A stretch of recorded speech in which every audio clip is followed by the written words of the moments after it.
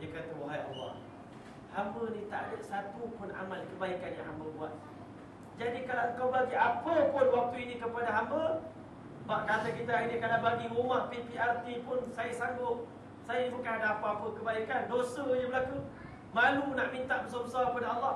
Kalau kau bagi yang ni pun, saya dah tak tahu nak kata apa dah. Maka tuan-tuan, kata Allah SWT, tidak.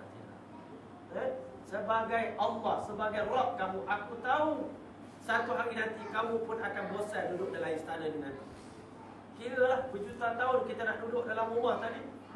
Maka Allah beritahu, sekarang aku nak minta kepada kamu, kamu tamannakan, kamu impikan dalam hati kamu, dalam otak kamu, syurga sebesar mana, seluas mana, semewah mana yang kamu rasa kamu nak.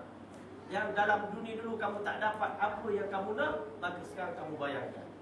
Oh, tadi pun bayangkan dengan seluas-luasnya, syurga, tanahnya, keindahannya, sungainya, air terjunnya, istananya, bidadarinya. Maka tuan-tuan rahmat Allah, akhirnya dia kata, wahai Allah, dah cukup dah.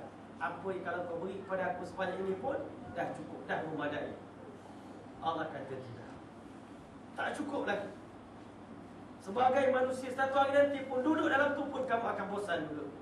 Akhirnya Allah kata, tamanna sekali lagi, impikan, bayangkan sekali lagi. Dia pun dalam keadaan yakin, tak yakin. Betul ke tak betul yang Allah nak bagi macam ni? Aku satu habuk pun tak bawa kebaikan, sebesar zarah pun kebaikan tak ada. Maka akhirnya dia pun bayangkan dalam keadaan ragu-ragu. Bayangkan isteri cantik macam mana, kenderaan mewah macam mana, rumah dia besar mana, sungainya besar mana, makanannya mewah macam mana. Akhirnya dia pun pernah beritahu kepada Allah, setakat ni saja saya mampu, ya Allah. Allah kata tidak. Sekali lagi kamu bayangkan, kamu impikan, kamu bayangkan, kamu tasawurkan, imajinekan sebesar mana, secantik mana, semewah mana syurga yang kamu nak. Maka akhirnya dia pun bayang sampai otak dia dah tak boleh nak fikir dah. Maka dia kata, Allah, aku dah penat, setakat ini saja aku mampu. Maka Allah SWT bertanya kepada dia, redakah kamu, wahai hamba? Seandainya aku kurniakan kepada kamu 10 kali ganda lagi daripada apa yang telah kamu bayangkan. Maka waktu itu orang tadi dalam keadaan tersipu-sipu, malu dia kepada Allah. Maka dia tanya kepada Allah, atahza'u wa anta rabbul alamin?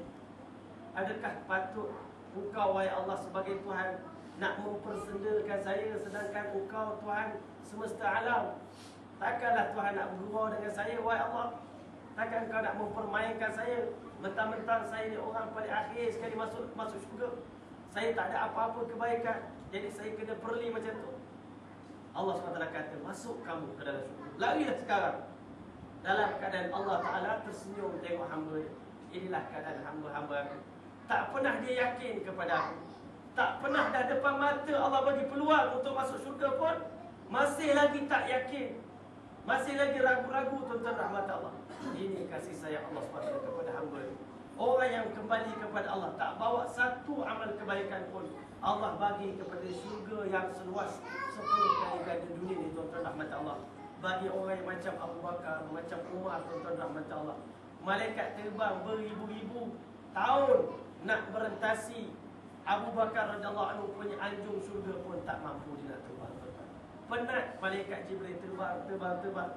Maka kata dia, dah habis kuat Allah syurga Abu Bakar, kamu belum merentasi sebahagian kecil daripada syurga Abu Bakar radhiyallahu anhu. Ini keadaan dia, tuan-tuan.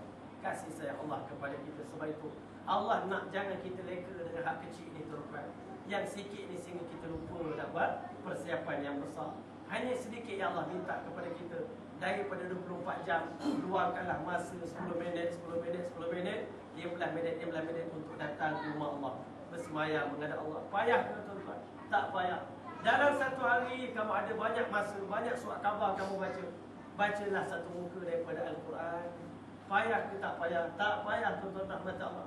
Dalam banyak-banyak perkataan yang kita berborak-borak hari-hari, berjam-jam kita sembang, tak boleh ke kita berzikir kepada Allah Ta'ala sekejap? Ambil masa setengah jam, pagi setengah jam di waktu petang.